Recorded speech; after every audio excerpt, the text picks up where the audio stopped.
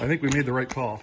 This is a 2007 Dodge Ram. It's a half-ton four-wheel drive with a 5.7 Hemi. And it's here because when you're in four-wheel drive and you're accelerating, there's a wobble.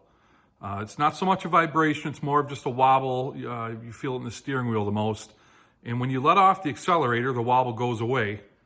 Let me show you what I found.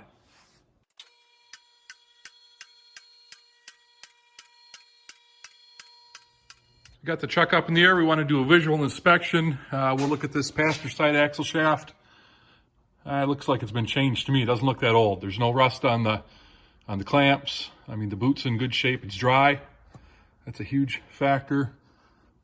See the spring's dry, the whole area around it. This side looks good. Come over here and look at this side.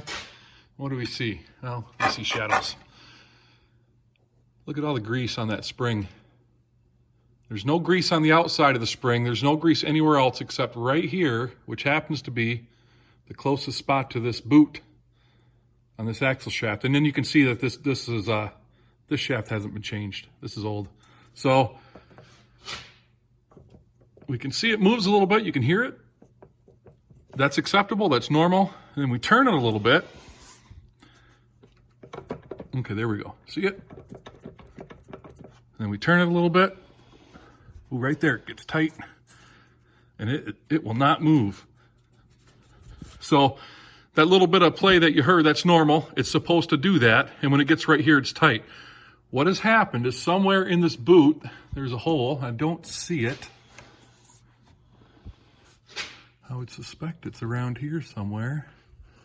Somewhere it's ejected all its grease out and wait a minute, right there. Right there, look at that. Yep, you could just hear it suck air. So right there, it's just a hole that wore in there. And out that little hole, all that grease that's supposed to lubricate the shaft or the joint inside here. So this shaft is bad. Let's change this shaft.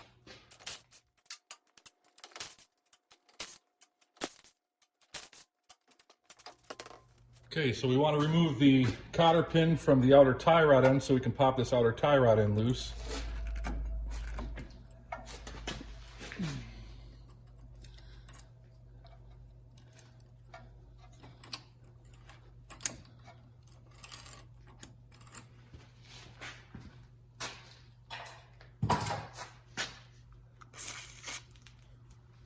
So this is an aftermarket outer tie rod end. You can tell it's been replaced, but the nut on it is a 7/8 or a 22 millimeter. Yours may be a 21 millimeter if it's factory.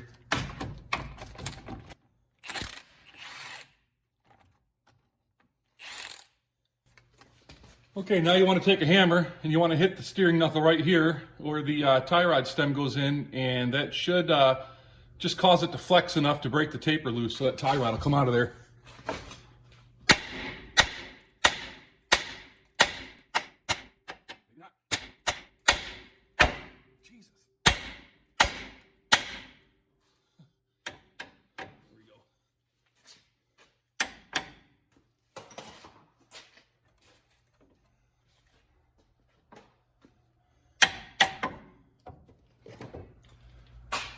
So we want to remove the ABS wire because we're going to take the steering knuckle off. And this is where it's clipped in right here. The splash shield.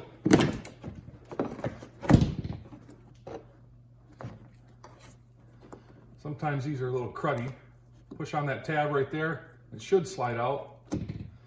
If it doesn't, stick a little tiny screwdriver up in there and then just push up on that tab, and that will release this.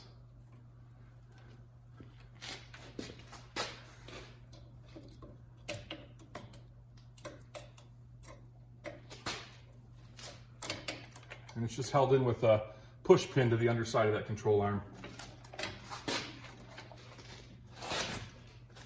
I'm using a small pry bar. I'm just going to pry the brakes back just enough so when I go to put them back together, they'll slide over the rust ridge on here. The bolts that hold the caliper bracket to the steering knuckle are 21 millimeter. We're not going to take the caliper off the bracket. There's no need to.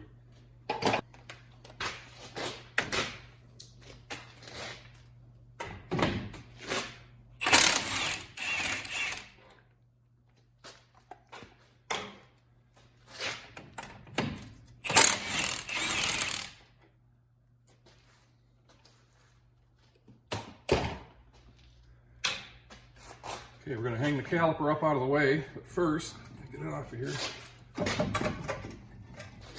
What I like to do, I take an old brake pad box, crinkle it up like an accordion and stick it in there.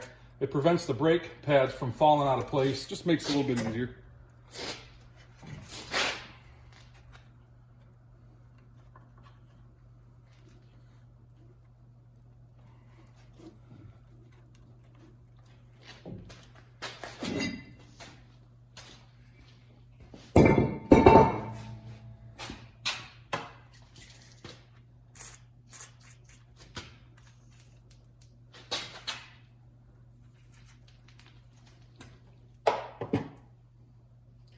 Okay, the axle nut is a 36 millimeter.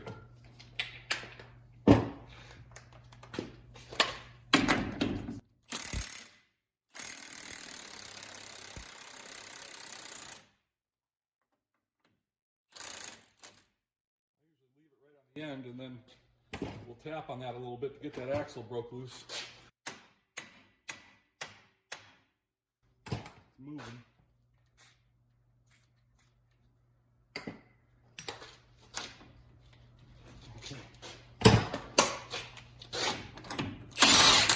If you leave the nut on there, it saves the threads from getting galled up with the hammer. Okay, we want to take the nut off. Well, we want to loosen the nut on the upper control arm to break this loose before we can do the bottom one. This looks like it's been replaced before. The nut on this is a 22 or a 7/8.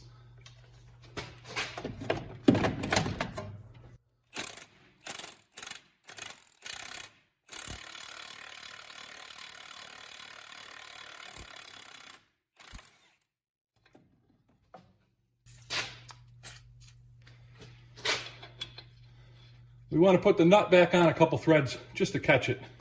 And we'll give this a little tap.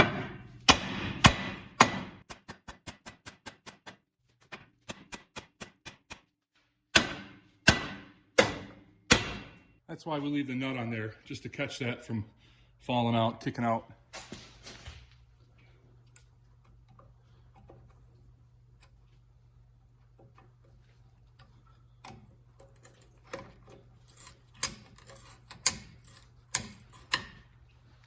The nut on this lower ball joint's a 24 millimeter.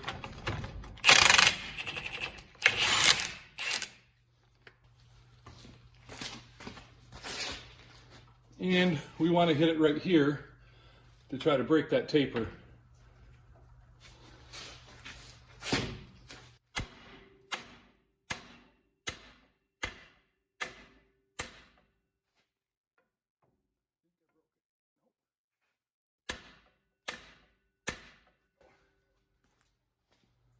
So with the bottom, with the bottom broke loose, we can take this top nut off, and this whole assembly will slide down off the stems of the ball joints and then off of the axle shaft here. Theoretically anyways, that's what's supposed to happen.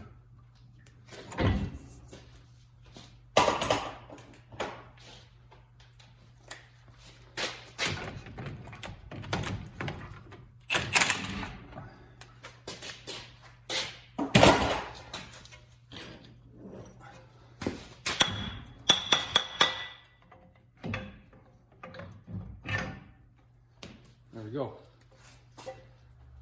To remove the axle shaft from the differential, we're going to take a hammer, we're going to tap on it right here.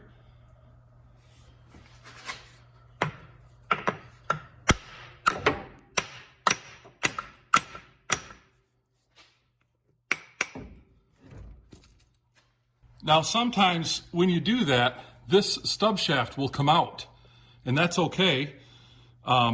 If the stub shaft is seized into the axle shaft, you can buy this at a parts store. They're generally about $80 to $90.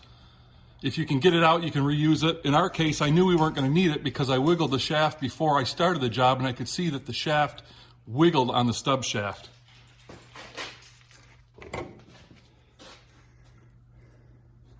Right there's the hole. And the reason the hole wore there is because that's right on the fold. When this truck's going down the road, ooh, she sounds a little grindy in there, huh? when the truck's going down the road, this bends and straightens out, you know, I don't know how many 100 times a mile. And eventually it just wore a hole in that. I think we made the right call. So it's a good idea to always compare the new part with the old part.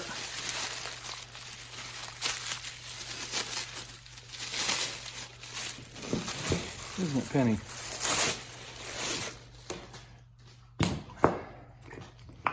What do you think, Penny? Does that look right to you? This one's a little... Boy, that boot's all screwed up on that one. Okay, looks right. Let's put it in. Right? What do you think? Put it together? Huh? You just want to get pet.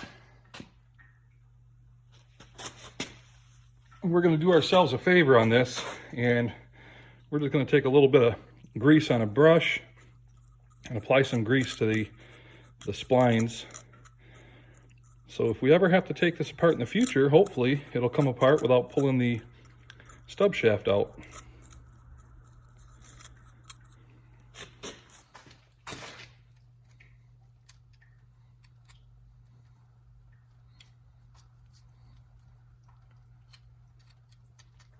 Now to install the axle, we're just going to set the axle shaft right on there and just in a real quick motion, we're just going to give it a thrust forward.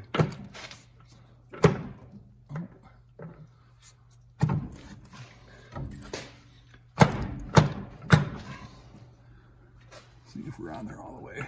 Yep, we are. Okay.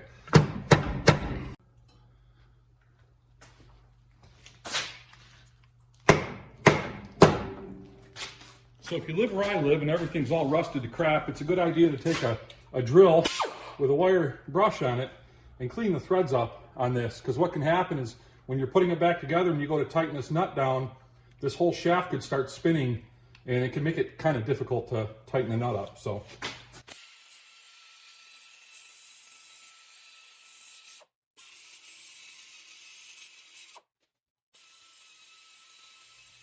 We'll put a little dab of grease around the splines on this, just to be nice to ourselves.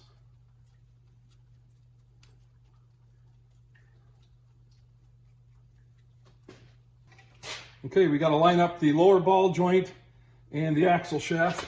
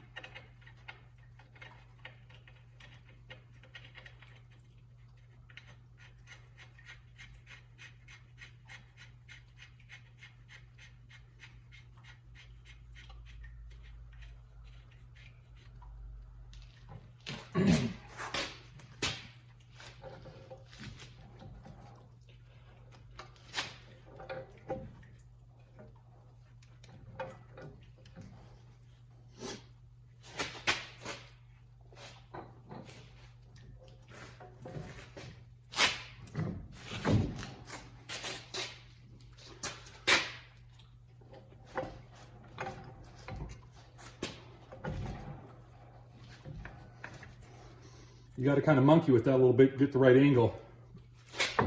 A pry bar helps to get the nut started on this upper ball joint.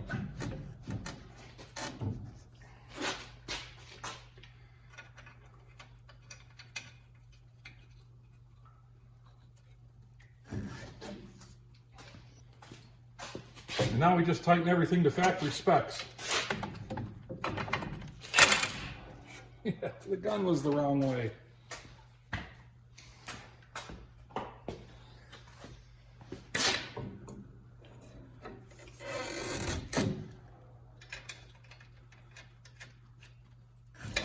All right, let's try it again.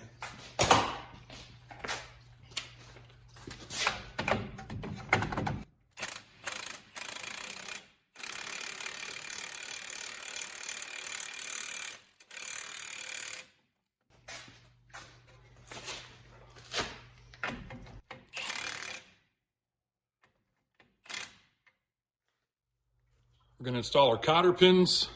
I always use new pins just because they're inexpensive.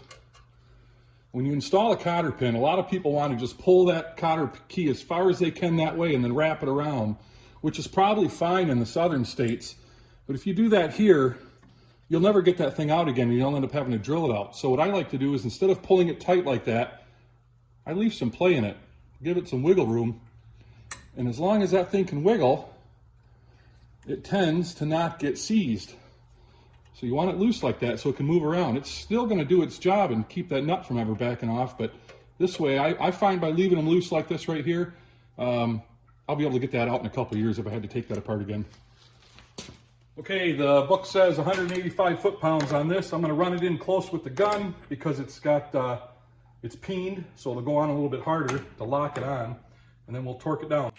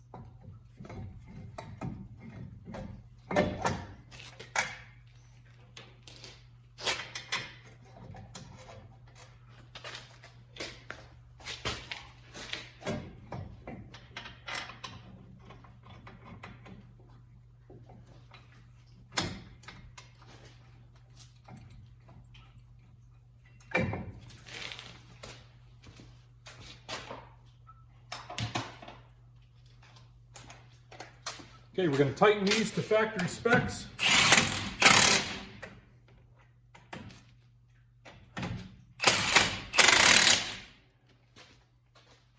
We want to put our ABS wire back in place. I can find it. It's there. There it is.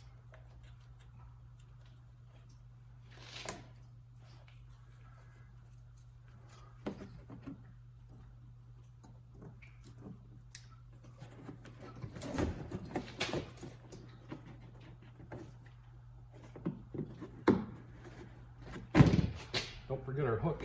I've done that before. Install the outer tie rod end.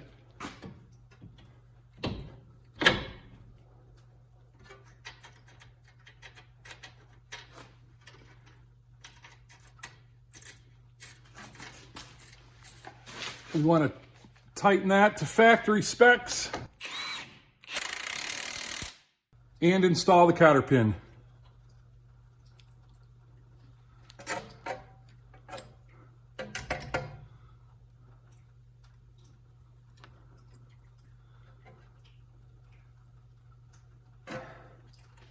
We're going to be a nice guy too and grease those fittings. So it's literally that easy. Replacing the front drive axle on a, this is a 2007 Ram. I'm sure it applies to probably 2002 all the way up to through 2008. If you guys found this video helpful, give me a thumbs up, hit subscribe, check out my other content. Thank you for watching.